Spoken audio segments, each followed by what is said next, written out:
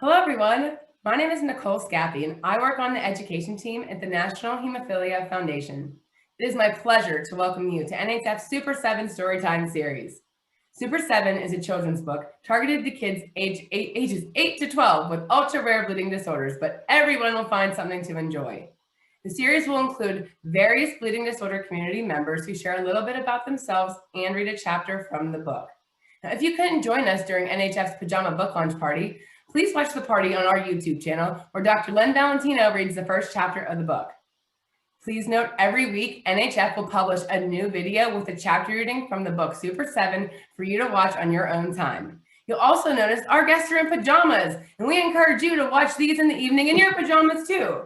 So with that being said, I'd like to welcome the next guest of our Storytime series, Bridget Tyree.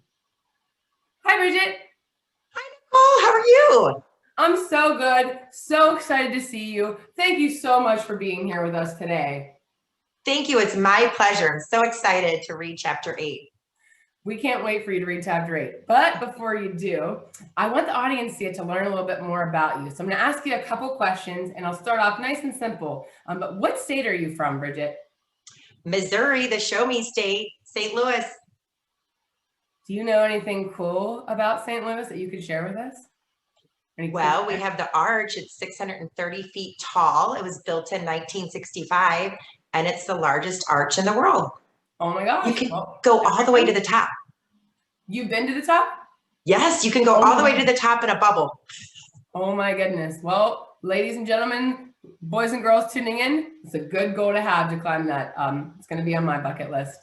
Well, thank you again for sharing that, Bridget. But next, I'm going to move along. And if you're comfortable answering, do you mind sharing your community affiliation? Sure. My father had hemophilia.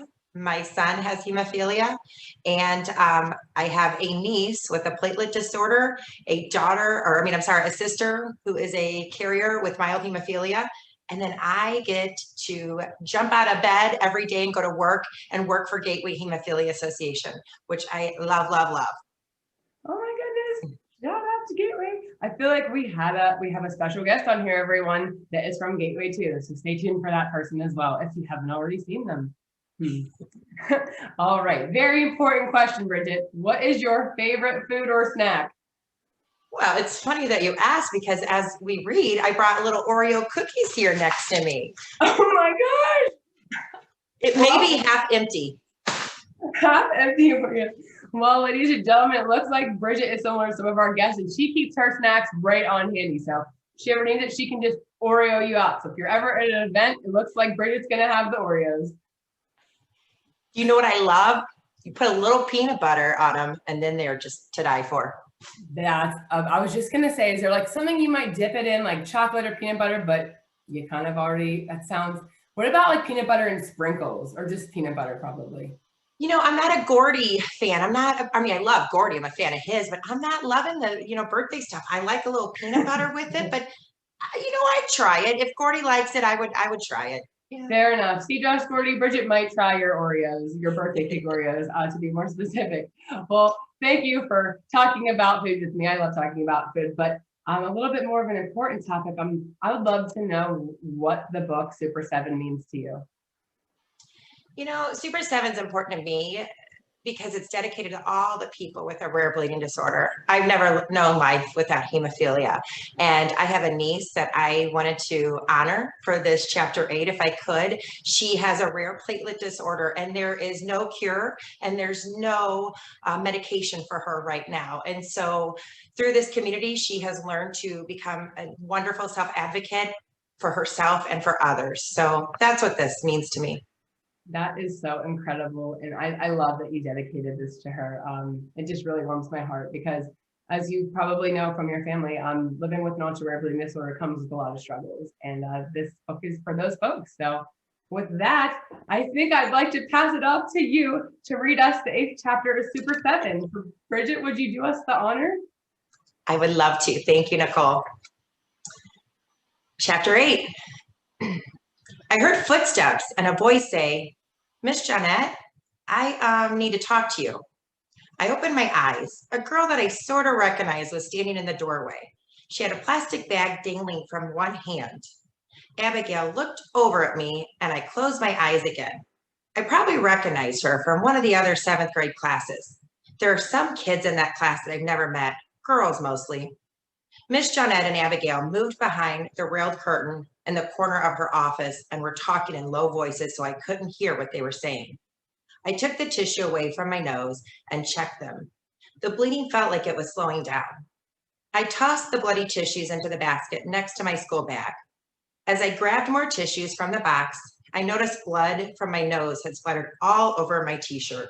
Great. That's a brave girl, Miss Jeanette was saying to Abigail. What was Abigail being brave about? I tilted forward again, keeping the fresh tissues on standby. Okay, which arm are you in the mood for today, Miss Jeanette asked. The left, Abigail said. I heard a rustling sound, a go Hornets, a giggle, and a plasticky click. What were they doing? And go Hornets? Our school mascot was a Hornet, and all of our sports teams are called the Hornets. There you go, said Miss Jeanette. Right? Just sit there for a minute. Let me check on my other patient. I quickly shut my eyes and made my face blink, trying to look like I hadn't been listening. Hey, Tanner, she said. Let's take a peek. I opened my eyes as she snapped on a new pair of gloves. She held my face in her hands and tipped my head back. I think she was looking up my nose. Being a nurse must be weird sometimes. You are almost ready to go, Miss Jeanette swabbed at my face with a damp paper towel, and I caught the scent of a rubbing alcohol. She stepped back, looked me over, and then smiled. I think you'll survive. Feel okay? Yeah, just. I looked down at my shirt. That's not a great look. Do you have another shirt? I thought. My basketball jersey's in my locker. I told her I can put it over my t-shirt to hide the blood. Smart thinking. Go Hornets, Miss Jeanette said with a grin.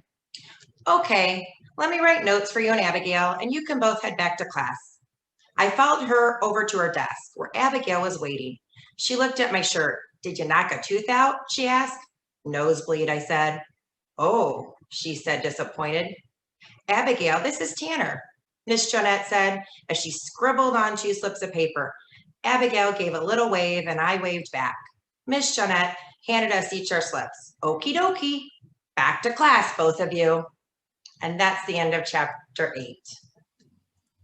Thank you so much for reading to us today, Bridget. That was fantastic. It was my pleasure. Great book. I can't wait to see what happens in chapter 9. That is exactly what I was going to get to next. And thank you for prompting that. So if you're at home curious what's going to happen next, as Bridget said, please join us next week to hear chapter 9 be read from another bleeding disorder community. And I want to thank Bridget again for reading to us. And I want to thank all of you for tuning in. And we look forward to seeing you next time. Bye-bye. Thank you.